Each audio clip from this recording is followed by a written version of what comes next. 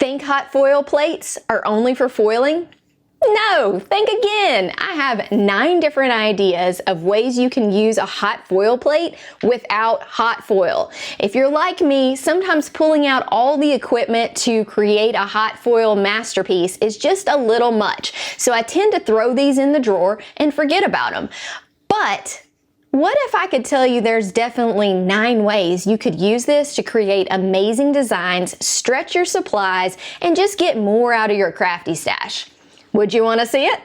Okay, let's get right into this video. This is an expansion on a live stream that I did where I started this experiment, but this has a lot more techniques. I kept on experimenting after the live stream, and we've got some awesome things, so let's go. Okay, today I'm going to be using one hot foil plate for the whole video. This is a new hot foil plate from Paper Tray Inc.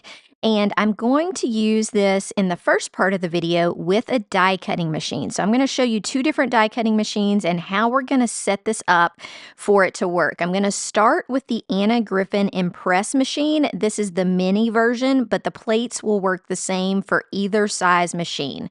We're going to start with the clear plate A. Then we're going to add the metallic shim. And you can build this out and play with this with your own machine. I'm going to show you the Spellbinders version as well, but I want you to see how I set it up so that you can start off getting these cool impressions. Then I put my hot foil plate. We're going to need one of these rubber plates. Of course, you'll have a piece of paper in there, which I kind of forgot to actually throw the paper in there. So grab any type of paper. This one is going to be a Bristol Smooth paper, and I'm going to put that on top of my plate, and then I'm going to add my C, which is a very rubbery embossing mat. And then last, I'm going to add another A cutting plate. Don't worry, I'll break this down again for you, but let me just show you what happens when I put this through my embossing machine, or my die cutting machine. So when I get this through, I'm looking at what it does, and you are going to be shocked. Let me hold this up to the screen. So it impresses that amazing design right into the paper, which gives us lots of options and lots of fun. So basically, we've just applied pressure to a hot foil plate to create an impression, kind of like a letterpress. Now let me show you how this works with the Spellbinders Platinum 6, and then I'm going to compare the impression from the Anna Griffin and the Spellbinders so you can decide how much pressure you want to use, because they do turn out a little bit different. We're going to start with our platform base, which is number A, or platform letter A, which is the big thick one. Then we're going to add B.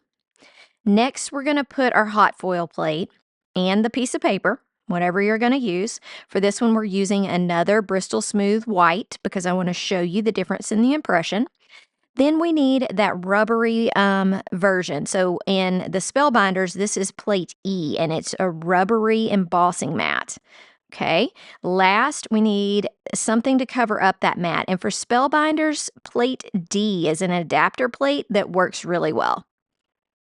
So just imagine doing this technique with a colored cardstock or just white, just to have a cool background. So this is the impression from the Spellbinders. Let me grab the other piece and show you the difference. The one on the left is from the Anna Griffin, and the one on the right is from Spellbinders.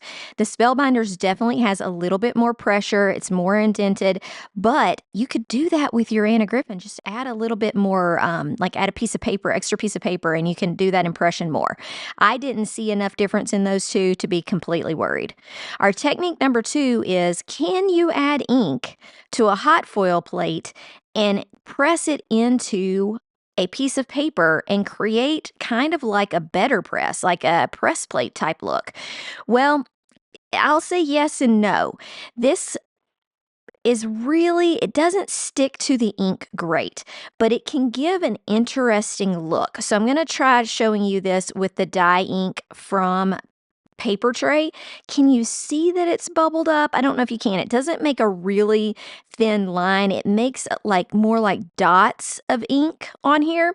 And I'll show you once we press it into the paper what this is going to look like. We're going to start, just so that you can see the difference, we're going to use a watercolor paper, because watercolor paper has a little bit more flexibility to it, and those impressions look really nice.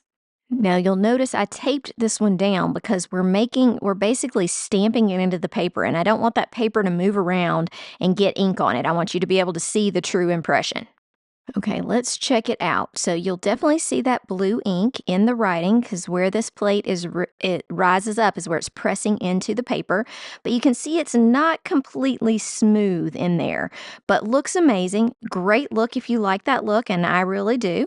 But look at the difference in pressing it into watercolor paper versus pressing it into just regular white paper. Let me show you the difference because there's a definite different result.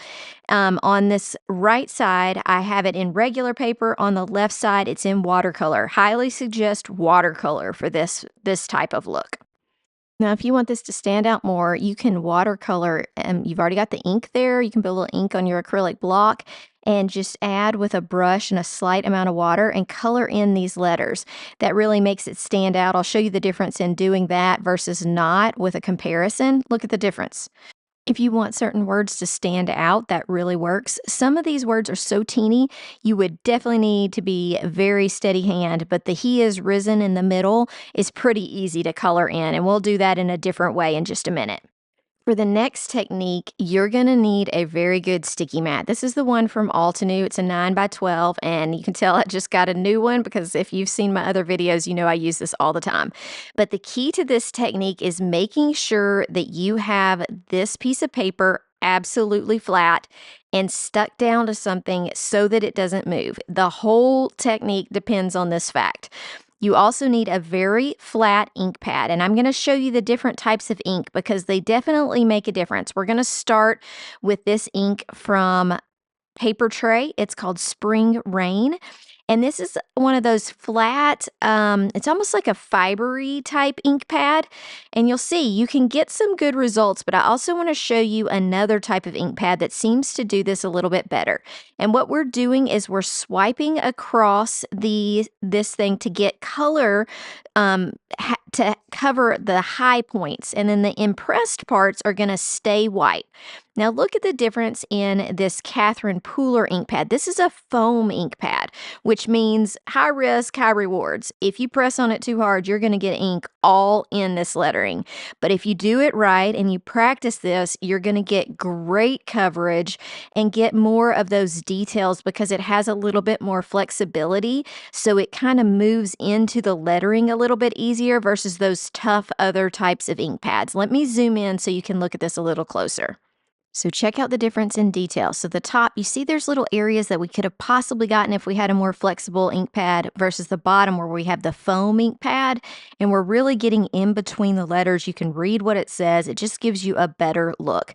Now I'm going to use those same Catherine Pooler ones and I'm going to show it to you on a colored cardstock and what kind of techniques you can do. So you can swipe and get some color and some white background. But what if you add to something that is already colored? I'm going to create a spotlight effect with just ink pad swiping.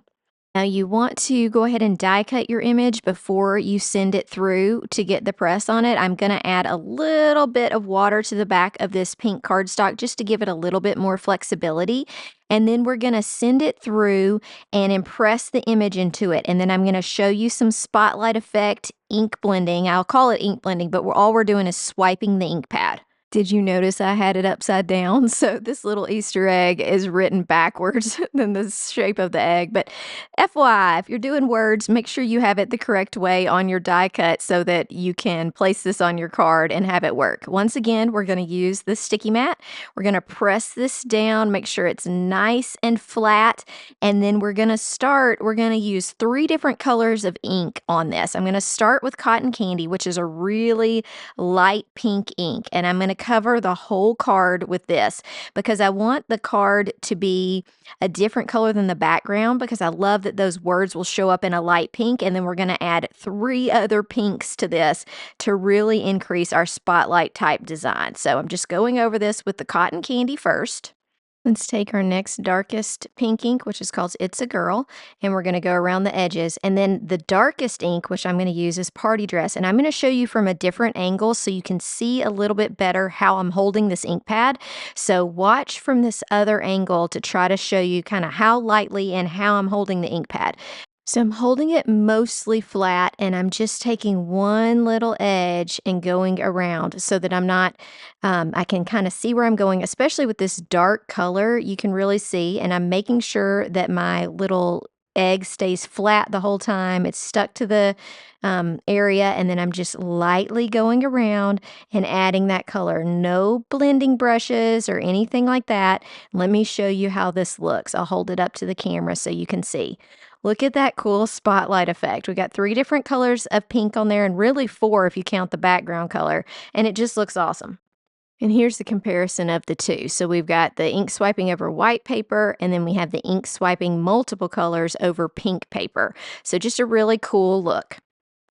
Okay, so technique number 4, let's add gold pen. This is a great gold pen. It's called a Uniball Signo, and it is so gold and it goes on so well. I'm going to speed this up so I can show you. I have a final card using all the techniques that we've used so far, so you can kind of see how that's all put together, and then we'll go on to even more techniques. This video is going to be a longer one because we have so many techniques to go over, so feel free to go back and go chapter by chapter, which I'll list in the time code so you can skip ahead to right where you need to be.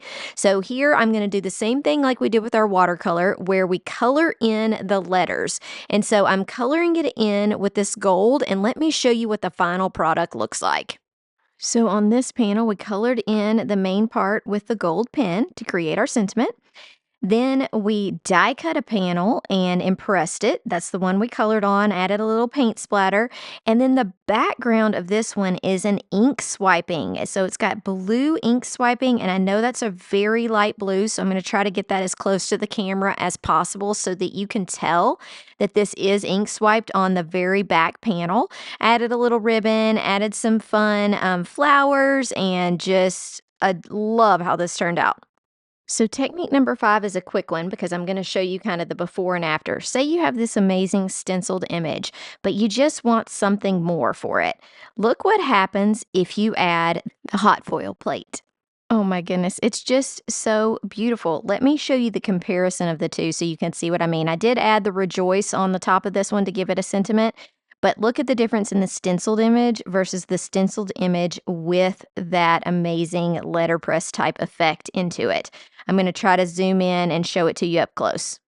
Next, I'm going to show you how I created my favorite card in this whole series, and it was trying out different papers. I used flock transfer sheets. I used some just flock paper that I had. I used vellum. We did metallic paper. We did solid glitter paper. Let me just show you. I cut everything out as an egg so that you could see. This is the flock paper.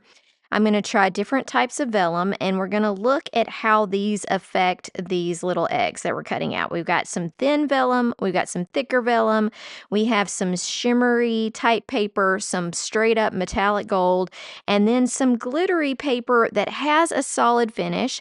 And I'm even going to see if we can do something with this felt. I'm wiping down the rubber mat because it does get little fibers on it. And when you're doing these metallics, you want to make sure that's nice and clean, or you'll see those little fibers kind of pressed into your metallic paper.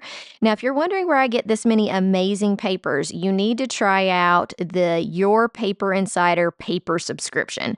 I will link that in the description for you, but they have the most amazing papers, and I'm trying lots of their papers here today. The final card that I do is from a flock piece that I used, and you are going to die. It is so beautiful. And that flock piece is from Your Paper Insider. It's a great company. They're here in the US, and they search the world for papers. And I'm just telling you, if you love paper, you need to check it out. So that blue glitter paper did pretty good. It's a kind of thicker paper, so it didn't get as deep of his impression as this metallic. Look at this metallic gold.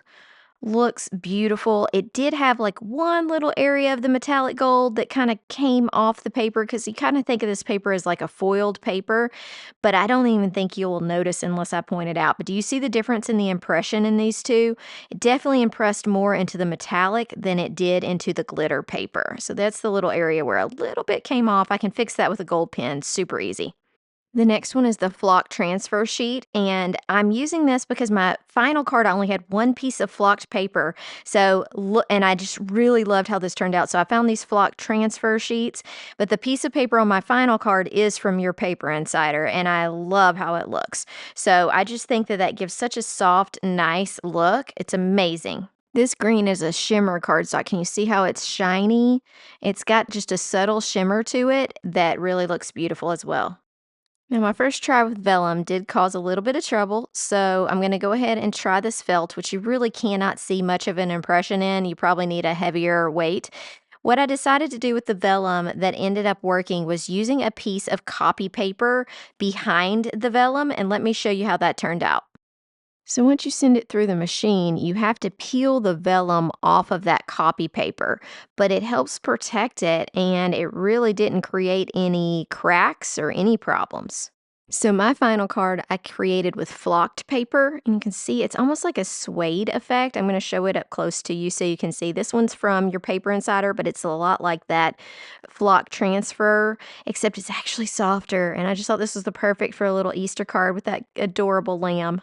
Now, we've already looked at trying to stamp ink onto this plate, and we know the plate is pretty slick and doesn't really hold the ink very well. So I grabbed some white acrylic paint. I'm mixing in some re-inkers from Catherine Pooler in a purple color, and I'm using this Distress brayer and applying it to the plate. So we're going to see what happens here. I was very nervous to do this, hoping this would come off of my plate, and I am happy to report that this is actually very easy to remove, and it's going to work great. So there are a few stipulations. So I'm going to place a piece of paper over it. I'm going to press firmly, and then I'm going to use a clean brayer and really press down on this. And the reason I'm doing this is I tried it without adding all that extra pressure, and I was not getting an even impression. So rolling a clean brayer over really helps get all of that onto your paper. And look at that beautiful. It's like having a background stamp, except in acrylic paint. Now, I do recommend cleaning immediately, but I just used water and was able to get all of that off. Now, let's look, since we've done a stamp, what if we tried to do a gel plate? Now, I'm going to go ahead and tell you that I only have this little small gel plate, and I don't use this all the time. So if you are faulting my technique, just know that I'm experimenting, and that if I didn't do it perfectly, no big deal. So here with the first one, I went on and put the plate on here and added a little bit of pressure. But when I removed my first print, I was not impressed. It's almost impossible to see on camera, but I got little bits of impressions that would be very difficult for someone to read. So instead, once I took this off, I decided, what could it hurt? I'm just going to stick the plate here and add more pressure. It's against that gel plate on the back, and then see if anything happens. And so, because the paint is still wet on my piece of paper. So here's what I get. Still subtle, and I'm going to freeze frame it so you can see, but it does look pretty cool, I'm going to say. It's nice and a great mixed media look.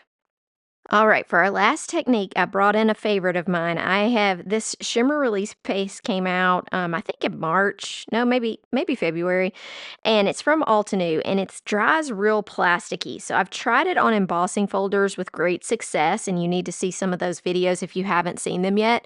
But I thought I'm just going to try a little corner of this hot foil plate because I did not want to ruin it, but I wanted to check it out and just see if perchance we could create our own plastic type embellishment when this paste dries, and you are going to love it.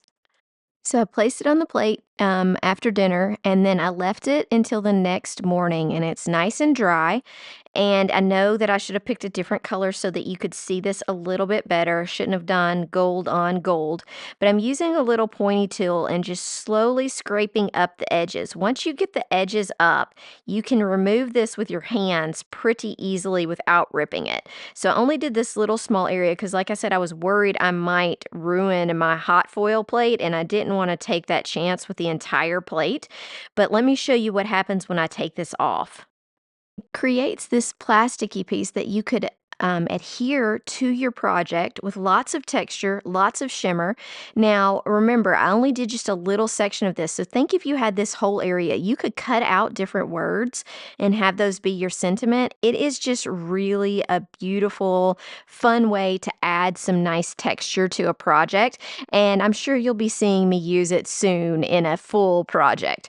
Okay, let's do a quick recap of what all we did, because I know that's a lot of techniques. We did ink swiping, we did letterpress, we colored with metallic, we stamped with ink into watercolor paper. We stamped with ink into watercolor paper and then colored in with more ink in the middle using a watercolor brush. If you haven't hit like on this video yet, please do that for me. This is one that I did in the live stream where I did some ink smushing and then I letterpressed. This is ink swiping on colored paper, creating that nice effect where we used multiple colors of pink. Now let's grab all these others because we have so many different specialty papers. We did shimmery paper, flock paper, we did glitter paper, we did metallic paper. I actually had an extra metallic from the live here to show you. And then we did some wonderful vellum, both shiny vellum and both kind of an opaque vellum. I'll do a recap of the 3 cards that I made. I know we have so many Easter eggs here. I'm going to have to figure out what I'm going to make with all of these Easter eggs because I need to use some more of those. But this is the one where we did the impression over the stenciled image, and I just love how that rejoice in gold looks. This one, we did ink swiping. We filled in the letters with that gold pen. We did some splatter. We die cut. We did so much fun stuff with this card that shows off a lot of those techniques. Plus, of course, who can resist a little pink bow? How cute is that? All right, and then this last one. I think this is my favorite because I love this paper so much. This paper is just beautiful, and that little lamb just stands out on it. It looks so cute. I want to make sure that if you're looking for any of these products, please use my links that are in the description. All right, what did you think about that? I had so much fun with all of these techniques, creating these cards, all the Easter eggs that we created, and just experimenting with you. There's so many different ways that we can use these plates that probably I didn't even come up with, but we're already at 9. So don't let them sit in your drawer and collect dust just because you don't want to get out the rest of your hot foiling supplies. So grab those plates, try some things out, and then tell me which one you're gonna try first in the comments. I would love to hear which of these techniques was the most exciting to you and which one you're going to try out soon. So let me know that in the comments. Make sure you hit the like and subscribe on my channel. If you're looking for any of the products that I use, they will be linked in the description. So make sure you do that. Don't let those plates collect dust, and I'll see you soon.